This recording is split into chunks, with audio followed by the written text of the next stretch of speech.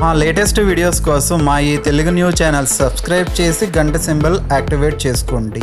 దేవుడికి పెట్టిన ప్రసాదం చీమలు తింటే ఏం జరుగుతుంది అనే సందేహం చాలామందికి వస్తుంది. ఎందుకంటే దేవుడికి మనం పూజ చేసినప్పుడు పెట్టే ప్రసాదం అలాగే ఉంచేస్తాం. కాసేపటి తర్వాత లేదా 1 గంట 2 గంటలు పోయాక ఆ ప్రసాదాన్ని తీసి ఇంట్లో వాళ్లకు పంచుకొని అందరూ కూడా తింటూ ఉంటాం. అయితే ఈ ప్రసాదాన్ని కొన్నిసార్లు చీమలు తినేస్తాయి. అలా ప్రసాదాన్ని చీమలు తినేస్తే ఏం జరుగుతుందో అని చాలామంది భయపడిపోతూ ఉంటారు. అసలు చీమలు ప్రసాదాన్ని తింటే మంచిదేనా లేదా కీడు జరుగుతుందా? అసలు ప్రసాదాన్ని చీమలు తింటే ఏం జరుగుతుంది అనే విషయాన్ని ఈరోజు మనం ఈ వీడియోలో తెలుసుకుందాం. ముఖ్యంగా ఈ గణేష్ నవరాత్రులలో వినాయకుడి బొమ్మ దగ్గర లడ్డూ ప్రసాదం పెడతారు. ఆ ప్రసాదానికి చీమలు పడతాయి. దాదాపు అందరూ ఆ ప్రసాదాన్ని దులిపేసి లడ్డూ ప్రసాదం వేలం వేస్తారు. ఆ లడ్డూను అందరూ తింటారు. మరి అలా చీమలు పడితే దులుపుకొని తినవచ్చా? అసలు లడ్డూకి చీమలు పడితే దాని అర్థం ఏమిటి అనే విషయాలను ఇప్పుడు మనం ఈ వీడియోలో వివరంగా తెలుసుకుందాము. ఏదైనా ఆలయానికి వెళ్ళినప్పుడు అక్కడ ప్రసాదం పెట్టడం మనం కళ్ళకు అద్దుకుని తినటం మామూలే. కానీ అసలు ప్రసాదం ఎందుకు పెడతారు? ప్రసాదం ఎందుకు తినాలి? అసలు ప్రసాదం పెట్టడంలో ఆంతర్యం ఏమిటి? మనం ప్రసాదం అని వాడుకలో వాడే పదానికి అన్నం, నైవేద్యం అనే అర్థాలు ఉన్నాయి. కానీ ప్రసాదం అంటే మనసును నిర్మలం చేసేది అని అర్థం. ఇక మన శాస్త్రాల్లోనికి వెళ్తే హృదయానికి సంతోషం కలిగించే దాన్ని ప్రసాదకం అని అంటారు. మనం రోజు ఇంట్లో ఎంత ఆహారం తీసుకున్నా ప్రసాదాన్ని మనం స్వీకరించే సమయంలో మనసు ప్రశాంతంగా మారుతుంది. ప్రసాదంలోని విశిష్టత అదే. ప్రసాదం మనసును ప్రసన్నం చేస్తుంది. మనిషిలోని కరుణను పెంచుతుంది. ముఖంపై చిరునవ్వు చిందిస్తుంది. అలాగే అన్ని దానాల్లోనికి అన్నదానం మహా గొప్పదని చెప్తూ ఉంటారు. అందుకే ప్రసాదాన్ని ఆలయాలలో పంచుతారు. ప్రసాదం తయారీ కార్యక్రమం ఎంతో పవిత్రంగా సాగుతుంది. అందుకే ప్రసాదంగా తయారు చేసిన ఆహారం పరబ్రహ్మ స్వరూపంగా మారుతుంది. ఇక సాధారణంగా ఆలయాల్లో అన్నంలో పాలు కలిపి ప్రసాదం తయారు చేస్తారు. దీనివల్ల శక్తి రెట్టింపుగా మారి పరమాన్నం శక్తివంతమవుతుంది.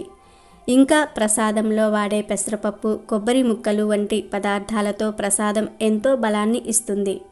అందుకే భక్తికి భక్తి, శక్తికి శక్తి, త్రికరణ శుద్ధి కలిగించే ప్రసాదాన్ని మనం ఎన్నడూ కూడా విస్మరించకూడదు.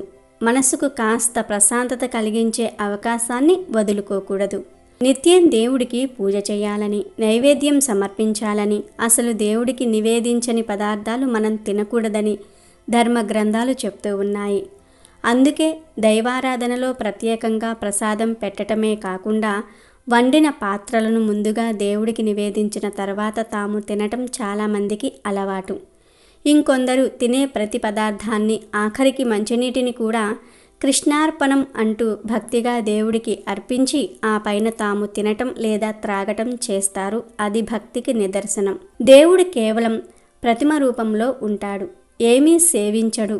మరి నైవేద్యం ఎందుకు సమర్పించాలి అని చాలామందికి సందేహం వస్తూ ఉంటుంది. మనం తినే ప్రతి పదార్థాన్ని దేవుడికి అర్పించటం వెనుక ఓ కారణం ఉంది. అదేమిటంటే దేవుడికి నైవేద్యం పెట్టాలి అనే ఆలోచన ఉన్నప్పుడు శుచిగా, శుభ్రంగా, నిర్మలమైన మనసుతో ఆహారాన్ని తయారు చేస్తాం. అంతే. ఎక్కడ సమయభావం లేకుండా జాగ్రత్త పడతాం. ముందుగా స్నానం చేసి పదార్థాల దగ్గరకు వెళ్తాం. పండ్లు మొదలైనవి కూడా మంచి పక్వమైనవి, పుచ్చులు డాగులు లేనివి, మిగలబండి కుళ్ళిపోనివి పూజకు ఉపయోగిస్తాం. నైవేద్యం సమర్పించిన తర్వాత వాటిని తింటాం. పరిశుభ్రత లేనివి, పాడైపోయిన పదార్థాలు, పక్వం కానివి, సరిగ్గా పండనివి, మిగల పండినవి, నిల్వ ఉన్నవి, ఎంగిలి చేసినవి, రుచి లేనివి, పవిత్రంగా లేనివి మొదలైన పదార్థాలు నివేదనకు పనికిరావు. ఆహార శుద్ధి సత్వశుద్ధి అంటూ వర్ణించింది ఉపనిషత్తు. అంటే పరిశుభ్రమైన సాత్విక ఆహారం మాత్రమే నివేదించాలి. అలాంటి పదార్థాలు మనసును ప్రశాంతంగా ఉంచి శరీరాన్ని ఆరోగ్యంగా ఉంచుతాయి. అలాగే దేవుడికి నివేదించడానికి ఎప్పుడూ సాత్విక పదార్థాలను మాత్రమే వినియోగిస్తూ ఉంటాం. దేవుని ముందు నైవేద్యంగా సాత్విక పదార్థాలను ఉంచినట్లయితే మన ఆహారం కూడా అదే అవుతుంది కదా. అలా మనం తామస రజో గుణాలు ఉన్న పదార్థాలను కాకుండా సాత్విక గుణాలను పెంపొందించే సాత్విక ఆహారానికి కట్టుబడి ఉండగలుగుతాం. దేవునికి నైవేద్యం సమర్పించటంతో మన మనసులో భక్తి ప్రవర్తులు నెలకొనటమే కాకుండా ఆ పదార్థాన్ని మనం తింటాం గనుక సుఖంగా శాంతంగా ఉంటాం. భారతీయ సంస్కృతిలో భగవంతుని పూజలో ముఖ్యమైనది, అతి పవిత్రమైనది దేవునికి నైవేద్యం సమర్పించటం. భగవంతుడికి నైవేద్యం సమర్పించటం వల్ల భగవంతుడు సంతోషిస్తాడని, తన భక్తులకు సంతోషాన్ని శ్రేయస్సును ప్రసాదిస్తాడని హిందువులు ప్రగాఢంగా నమ్ముతూ ఉంటారు. శాస్త్రం ప్రకారం దేవుడికి నివేదించిన ఆహార పదార్థాలను నైవేద్యం అని అంటారు. ఈ నైవేద్యం చాలా పవిత్రమైనది మరియు శుభప్రదమైనదిగా పరిగణించబడుతుంది. చాలామంది దేవుడి విగ్రహానికి నైవేద్యం సమర్పించిన తర్వాత ఆ ప్రసాదాన్ని ఏం చేయాలో అర్థం కాదు. కొంతమంది ఆ నైవేద్యాన్ని తిరిగి భగవంతుని ప్రసాదంగా స్వీకరిస్తే మరికొంతమంది దానిని దేవుడి దగ్గరే ఉంచేస్తూ ఉంటారు. అయితే దేవుని దగ్గర ప్రసాదం విషయంలో చోటు చేసుకునే గందరగోళం, నియమాలు తెలుసుకొని జాగ్రత్తలు పాటించకుంటే కొన్నిసార్లు వారికి దురదృష్టాన్ని తీసుకురావడానికి పెద్ద కారణం అవుతుంది.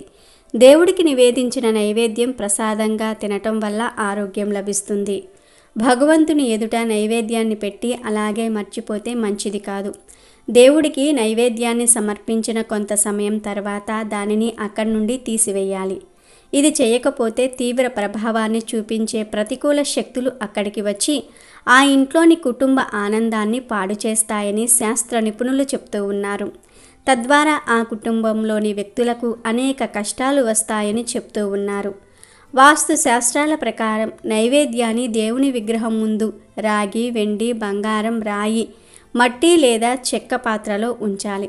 ఇలా చేయటం చాలా శుభప్రదంగా భావిస్తారు. ఇలా చేయటం వల్ల ఆ కుటుంబానికి భగవంతుని కృప ఉంటుందని చెప్తూ ఉంటారు. ప్రసాదాన్ని స్వయంగా తీసుకోవాలి, అలాగే 10 మందికి కూడా పంచాలి. భగవంతునికి నివేదించిన నైవేద్యం కొంత సమయం తర్వాత ప్రసాదంగా మారుతుందని శాస్త్రంలో చెప్పబడింది. అటువంటి ప్రసాదాన్ని ఇంట్లో అందరూ కూడా స్వీకరించాలి. అలాగే వీలైతే ఆ ప్రసాదాన్ని ఇతరులకు కూడా పంచాలి. ఇలా చేయటం ద్వారా భగవంతుడు సంతోషిస్తాడు మరియు ప్రసాదం స్వీకరించే ప్రజలందరినీ ఆయన కనికరిస్తాడు.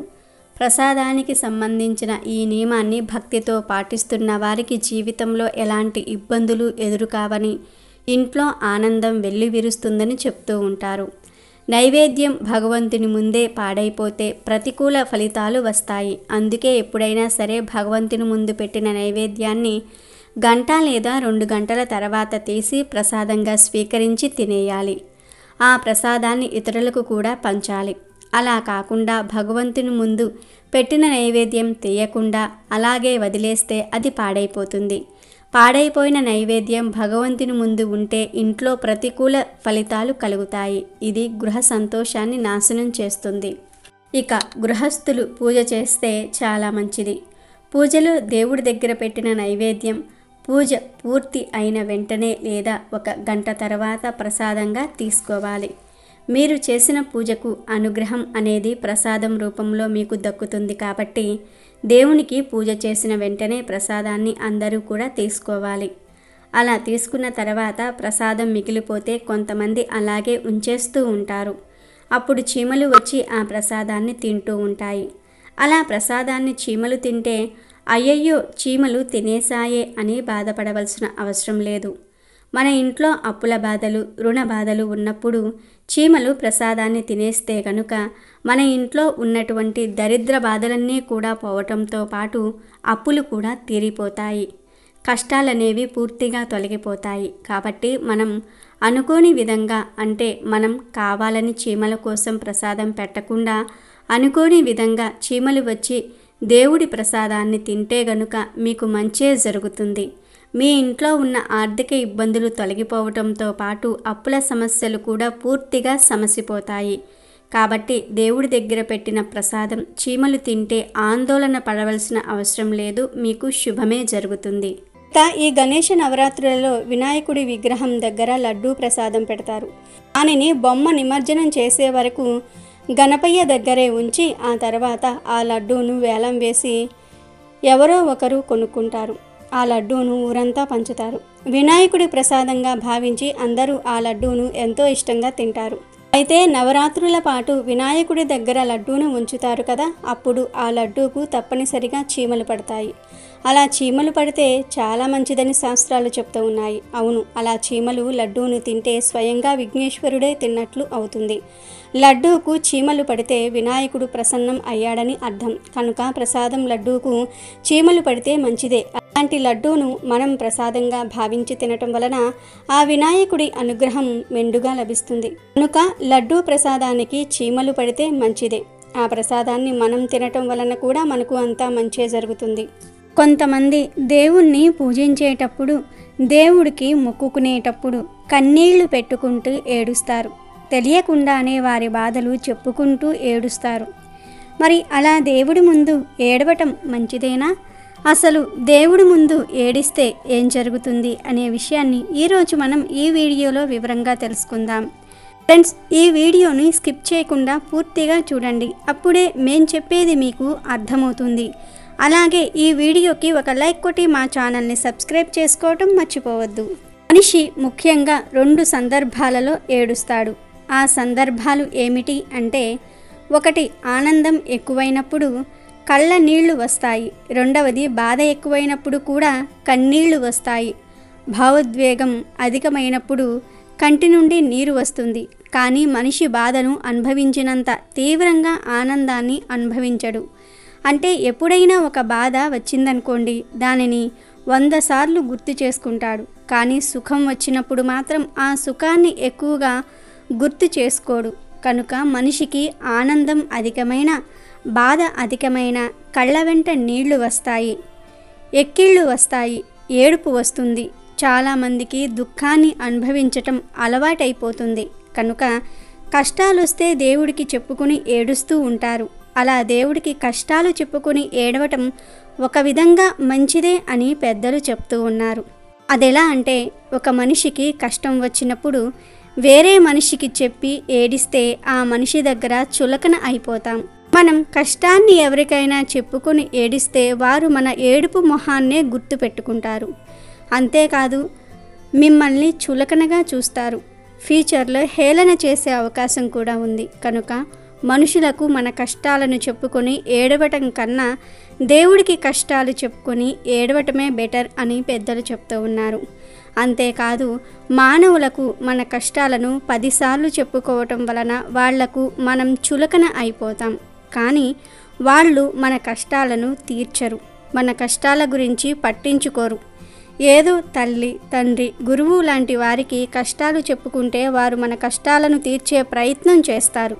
కష్టాలు తీరే మార్గం చెప్తారు, సలహాలు ఇస్తారు. అంతేగాని వేరే మనుషులకు మన కష్టాలను చెప్పుకుంటే వారు ఈ చెవితో విని ఆ చెవితో వదిలేస్తారు.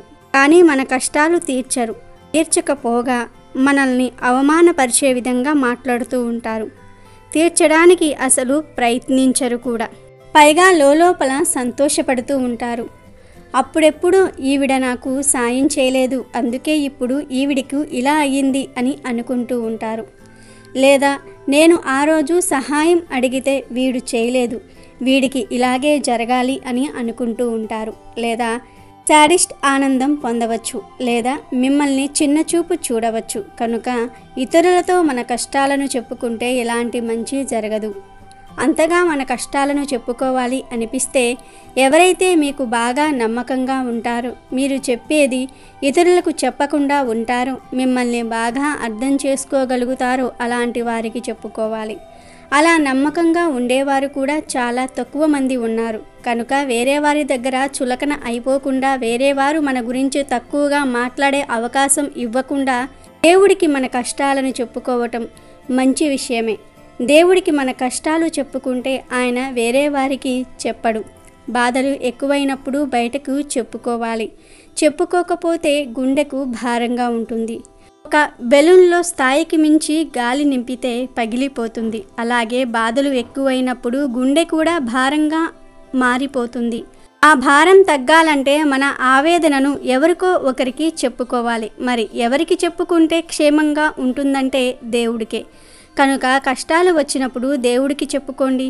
వీలైతే ఆ దేవుడే కష్టాలు తీరుస్తాడు లేదా కష్టాలను తట్టుకోగలిగే ధైర్యాన్ని, శక్తిని ఇస్తాడు. ముందు గుండె భారం తగ్గుతుంది, మనసు తేలిక పడుతుంది. దేవుడే సమస్యకు పరిష్కారం చూపే అవకాశం ఉంది. ఇతరులకు మన కష్టాలు లీక్ అవ్వకుండా ఉంటాయి. కనుక దేవుడి దగ్గర ఏడుస్తూ కష్టాలు చెప్పుకుంటే ఏమీ తప్పు లేదు.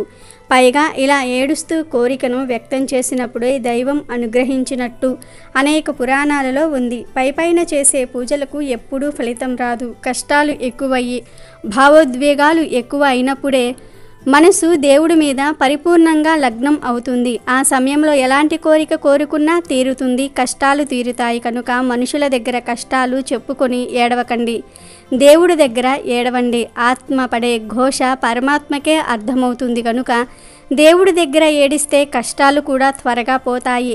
దేవుడి దగ్గర కన్నీళ్లు పెట్టుకోవటంలో ఎలాంటి తప్పు లేదు.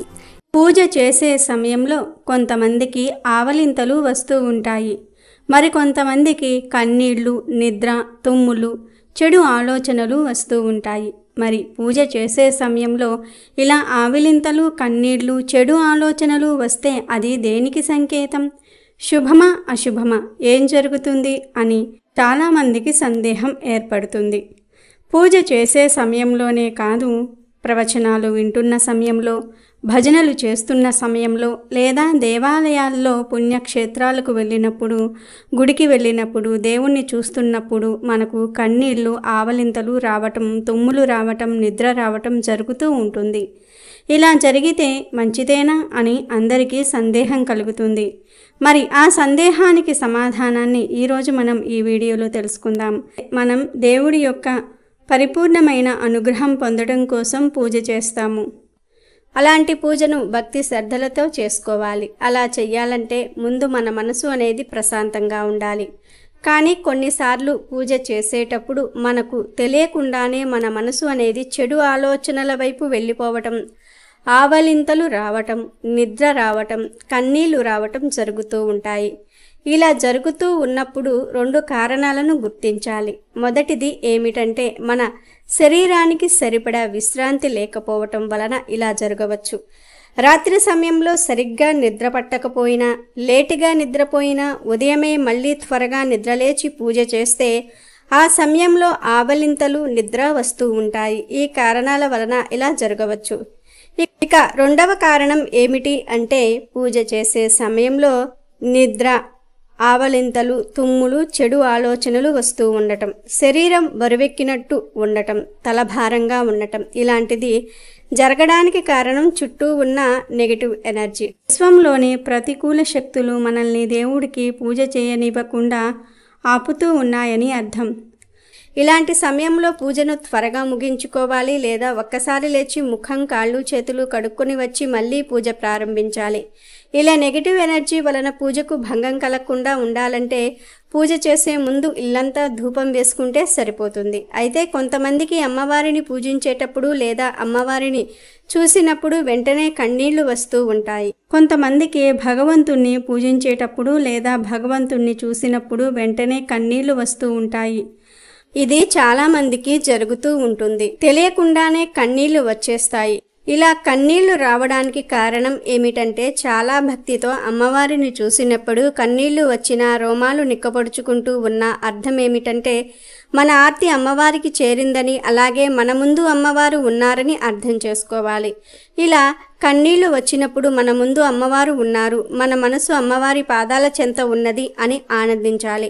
ఇలా కన్నీళ్లు వచ్చే సమయంలో అమ్మవారిని ఏం కోరుకున్నా అది తప్పక నెరవేరుతుంది, మంచి ఫలితం ఉంటుంది. అంతేగాని కన్నీళ్లు వస్తున్నాయే అని బాధపడవలసిన అవసరం లేదు. అంతేకాదు ఆవలింతలు రావడానికి మరొక కారణం కూడా ఉంది. అదేమిటంటే పూజ మీద ఇంట్రెస్ట్ లేకపోవటం వలన. సాధారణంగా మనకు మంచి పనులు అంటే విముఖత ఉంటుంది. అంటే చాలామంది మంచి పనులు చేయడానికి ఇంట్రెస్ట్ చూపరు. సినిమాలు చూస్తున్నప్పుడు ఎవరికీ ఆవలింతలు రావు. ఎందుకంటే సినిమాల పట్ల మనకు సుముఖత అంటే ఇంట్రెస్ట్ ఎక్కువగా ఉంటుంది. ఇంట్రెస్ట్ ఉంటుంది కాబట్టి సినిమాలు చూసే సమయంలో మనకు నిద్ర రాదు. కానీ పూజ అనేసరికి తప్పదు కదా, పూజ చెయ్యాలి, ఎలాగోలో చేసేద్దాం అనే భావన కలుగుతుంది. అలా ఇంట్రెస్ట్ లేనప్పుడు పూజ చేసినా కూడా ఆవలింతలు వస్తాయి.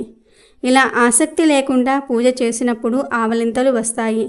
ఇది ఒక కారణం. ఇంకొక కారణం ఏమిటంటే పూజ చేస్తే మీకు మంచి ఫలితం వస్తుంది. అలా మంచి ఫలితం రాకుండా చేయటం కోసం కొన్ని దుష్ట గ్రహాలు, దుష్ట శక్తులు మీ మీద ఆవలింతల ప్రయోగం చేస్తాయి. ఇలా ఆవలింతలు రావడానికి అనేక కారణాలు ఉంటాయి. నిజానికి ఇలా ఆవలింతలు, తుమ్ములు వస్తే వెంటనే పూజ అక్కడితో ఆపేసి లేచి వెళ్ళి తలస్నానం చేసి బట్టలు మార్చుకొని మళ్ళీ వచ్చి కూర్చొని పూజ చేయాలని శాస్త్రం చెప్తోంది. ఇలా పూజ మధ్యలో ఎన్నిసార్లు ఆవలింతలు వస్తే అన్నిసార్లు, ఎన్నిసార్లు తుమ్ములు వస్తే అన్నిసార్లు తలస్నానం చేయమని శాస్త్రం చెప్పింది. కానీ అలా ఎన్నిసార్లు ఆవలింతలు, తుమ్ములు వస్తే అన్నిసార్లు తలస్నానం చేయలేము గనుక దీనికి ప్రత్యామ్నాయంగా మన పెద్దలు గుక్క తిరిగినంతసేపు గంగా గంగా గంగా అని కానీ విష్ణు విష్ణు విష్ణు అని కానీ అనుకోమని పెద్దలు పరిహారం చెప్పారు. ఇలా చేస్తే ఆవలింతల దోషము, తుమ్మిల దోషము పోతుంది. కాబట్టి పూజ చేసినప్పుడు కన్నీళ్లు వస్తే మంచిదే, కానీ తుమ్ములు, ఆవలింతలు రావటం మాత్రం అశుభం అని పెద్దలు అంటూ ఉన్నారు. అలా తుమ్ములు, ఆవలింతలు వచ్చినప్పుడు ఇప్పుడు మనం చెప్పుకున్న ఈ పరిహారం చేసుకుంటే ఎలాంటి దోషం ఉండదు. పూజ చేసే సమయంలో కన్నీళ్లు వచ్చినా, ఆవలింతలు వచ్చినా, తుమ్ములు వచ్చినా దేనికి సంకేతమో తెలుసుకున్నారు కదా. కనుక పూజ చేసే సమయంలో ఏమి సందేహాలు లేకుండా పూజించి పూర్తి ఫలితాన్ని పొందండి. అమెజాన్లో బెస్ట్ డిస్కౌంట్స్ కోసం వీడియో డిస్క్రిప్షన్లో లింకు ఉంది, చూడండి. అలాగే మా టెలిగ్రామ్ ఛానల్ సబ్స్క్రైబ్ చేసుకోండి.